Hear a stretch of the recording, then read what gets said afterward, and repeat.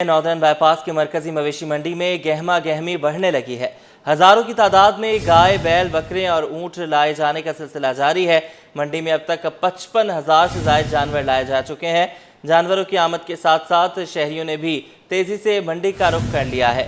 सिब्बी, राजनपुर, रहीम यार खान, बहावलपुर के जानवर सबकी तवज्जो का मरकज बन गए हैं।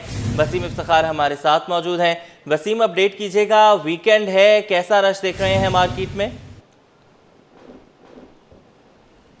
जी बिल्कुल, वीकेंड ज़रूर है लेकिन मार्केट में इस वक्त रश नज़र नहीं आ रहा। उसकी बुनियादी वजह यह है कि अहलियान कराची जो हैं उनका एक इतवार वाले दिन वो ज़रा देर से सो के उठते हैं और साथ साथ गर्मी भी है, तो यही वजह है कि इस वक्त उस तरीके से ना शहरियों का रश देखने में आ रहा है, ना ही उस तरीके से ख़रीदारी देखने में आ रही है।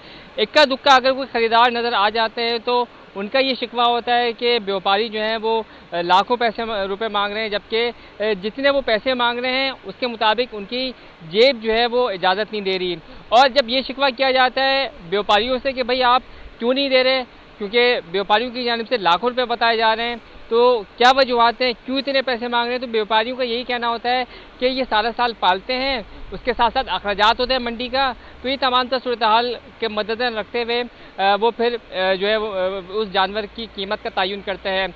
मैं अपने कैमरामैन शाहजेब रज़ा से कहूँगा कि वो दिखाएँ मंडी की इस वक्त सूरत हाल ये है कि मंडी में इस वक्त मुल्क के मुख्तलिफ शहरों से जो है वो जानवर लाए गए हैं, जिसमें राजनपुर से भी लाए गए हैं, भावलपुर से भी लाए गए हैं, चोलिस्तान के गाय बैल सिब्बी यहाँ पर मौजूद है, साहिवाल से जानवर लाए गए हैं। सिंध की बात करें तो टंडो मोहम्मद जाम, सांघर, सखर से भी यहाँ पर जानवर लाए गए हैं। व्यापारी जो कि हमारे मेहमान हैं इनसे बात करते हैं। आप ये बताएं कि आपके कितने जानवर हैं यहाँ पर और कुछ सौदा बना, कुछ बिका नहीं बिका? जी मैंने 31 जानवर लाया है, सौदा अभी तक बना नहीं है। कुछ भी वो जो आता है हम बोलते हैं इतना बोला है, बिहार इतना महंगा बोलता है, उसको पता नहीं हम कितना खर्च करता है। एक साल पालते, 10 महीने 8 महीने उधर पालते, बहुत खर्चा करते हम भी, बच्चे लगे होते, हम लगे होते, मेहनत करते।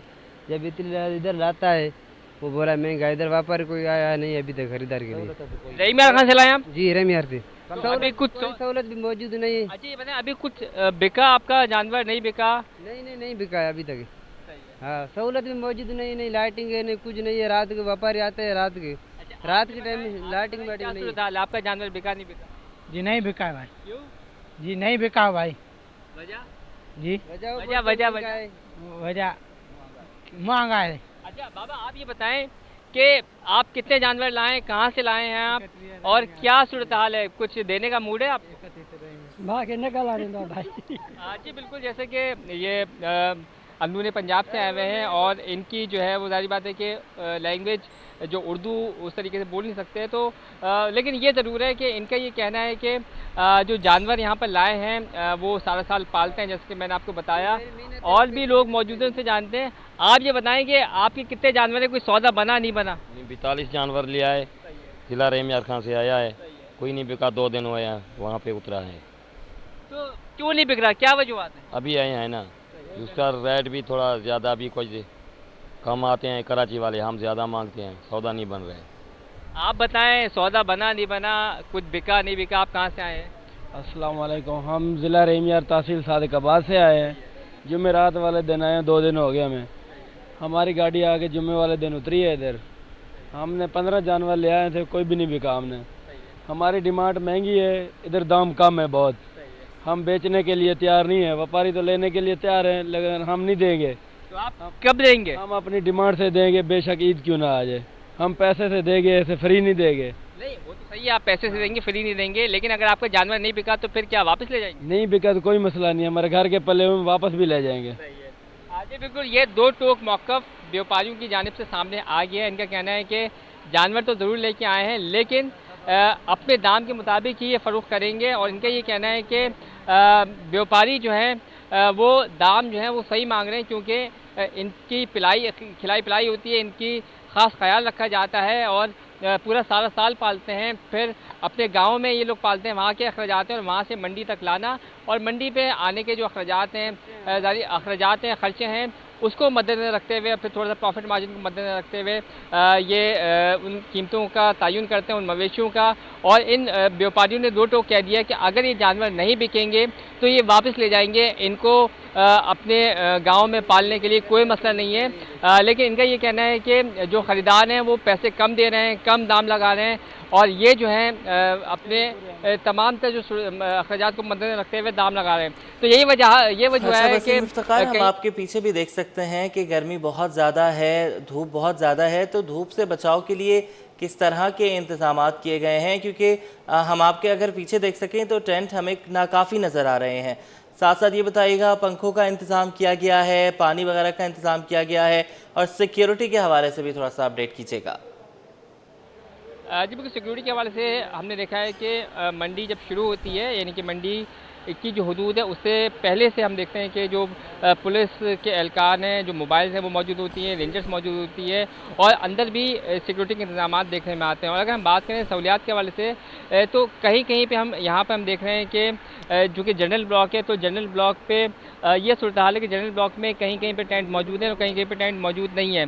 और इस तरीके से पानी के हवाले से भी हम देख रहे हैं कि टैंकर्स फराम किए जाते हैं, लेकिन कुछ जो व्यापारी हैं उनका ये इल्ज़ाम है कि उनको जो है पानी फराहम नहीं किया जाता। कुछ बुनियादी सहूलतों की अदम फराहमी का भी ये लोग शिकवा करते हैं, क्योंकि जनरल ब्लॉक तो जनरल ब्लॉक और जो दीगर ब्लॉक्स हैं उनके हवाले से सहूलियात अलग अलग जो है फराहम की गई हैं। लेकिन अब देखना ये है कि जैसे जैसे ईद बकरीद के दिन करीब आते जाएंगे तो मंडी की रौनकें तो बढ़ती जाएंगी, लेकिन देखना ये है कि सौदे किस हद तक बन पाते हैं। मंडी की एक खूबसूरत इस्तिलाह है कराची की मंडी के हवाले से कि मंडी गिर गई, मंडी चढ़ गई। तो मंडी अगर गिरती है तो उस सूरत में किस हद तक जो ख़रीदार है उनको फ़ायदा होता है, अगर मंडी चढ़ती है तो उस सूरत में व्यापारियों को कितना फ़ायदा होता है। क्योंकि हमने मुख्तलिफ सीजन्स में देखा है कि कभी ख़रीदार जो है वो खुश होते हैं तो कभी व्यापारी जो है वो खुश होकर कराची के मंडी से रुखसत होते हैं। ये व्यापारी जो है ये हमारे मेहमान हैं जो कि अपने अपने गाँव से, अपने अपने आबाई इलाकों से यहाँ पर आए हैं।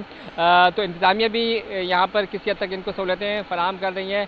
अब ये भी अपने जो जानवर हैं उनको फ़रोख्त करके अपने आबाई जाकर बकरीद मनाने के लिए जो है ये जाना चाहते हैं। जी ये बताइएगा वसीम इफ्तिखार के हम ये देख रहे हैं कि पिछले कई रोज़ से हमारे मुख्तलिफ नुमाइंदगान यहीं से हमें अपडेट कर रहे हैं, और हम ये देख रहे हैं कि बहुत ज़्यादा महंगाई है। एक मिडिल क्लास आदमी लाखों रुपए का जानवर अफोर्ड नहीं कर सकता। तो ये बताइएगा कि इस मवेशी मंडी में एक मिडिल क्लास आदमी के लिए 40, 50, 30 हज़ार रुपये तक का कोई जानवर, बकरा या 1 लाख के करीब कोई गाय वगैरह दस्तयाब होगी कि इस जगह का रुख किया जा सके? जी बिल्कुल, इसका मैं आपको ज़रा तफसीली जवाब दूंगा कि हज़ारों की गाय दस्तयाब हो ये अब ख्वाब बन चुका है। क्योंकि जिस तरीके से कराची में गोश्त की कीमतें बढ़ी हैं, तो जो व्यापारी हैं वो थोड़ा सा अक्लमंदी का मुजाहरा करते हुए कराची में गोश्त की कीमतें मालूम करते हैं, और उसके बाद फिर उसकी तमाम तरह हिसाब लगाते हुए, तमाम तरह अखराजात का हिसाब लगाते हुए फिर वो अपनी जानवरों की कीमतें मुकर्रर करते हैं। तो इस सूरत हाल के तनाजुर में हज़ारों की कीमतों में गाय बैल मिलना वो तो नामुमकिन है। अगर किसी के दिल में अल्लाह पाक रहम डाल दे तो वो व्यापारी फिर हज़ारों में दे सकता है। लेकिन हमने जो विज़िट किया, सर्वे किया है, तो उसमें लाखों में गाय बैल मिलना, हज़ारों में गाय बैल मिलना तो मुमकिन नहीं है। किसी हद तक अगर देखा जाए तो गाय बैल के वज़न के एतबार से अगर कोई इंतहाई कम वज़न की गाय बैल या बछिया या बछड़ा है तो उस सूरत में 1,70,000 रुपये, 1,80,000 रुपये में बमुश्किल मिल सकता है। लेकिन 2 लाख से ऊपर के हम देखते हैं कि कमोबेश कीमतें बताई जा रही होती हैं, और जानवर के वज़न के एतबार से और जानवर की खूबसूरती के एतबार से फिर कीमतें जो हैं वो कई लाखों में चली जाती हैं। तो यही वजह है कि जिस तरीके से कीमत होगी, जिस तरीके से वज़न होगा, उसी तरीके से उस जानवर को जो है वो खूबसूरत तौर पर अलग टेंट में या फिर अलग जगह पे बांधा जाता है ताकि वो अलग ही नज़र आए, और उसी तरीके से उसकी कीमतें लाखों में होती हैं। अगर हम बकरों के हवाले से बात करें तो बकरों की कीमतें तो हज़ारों में मिल जाएंगी, लेकिन अब ये भी है कि किसी हद तक जो बकरे अगर खूबसूरत हैं या बकरे थोड़े वज़न में ज़्यादा है तो फिर उनकी कीमतें जो है वो लाखों से क्रॉस कर दी जाती हैं। तो उनमें भी हम देखते हैं कि कोई बकरा जो है वो 1,20,000, 1.5 लाख और इसके ऊपर का बताया जाता है। तो ये तमाम से जो चीज़ें डिपेंड करती हैं, कीमतें डिपेंड करती हैं, वो जानवर के वज़न और ख़ूबसूरती के एतबार से जो है वो डिपेंड करती हैं। जी बिल्कुल, खूबसूरती के दाम तो अलग ही होते हैं। बहुत शुक्रिया वसीम, आपने हमें अपडेट किया।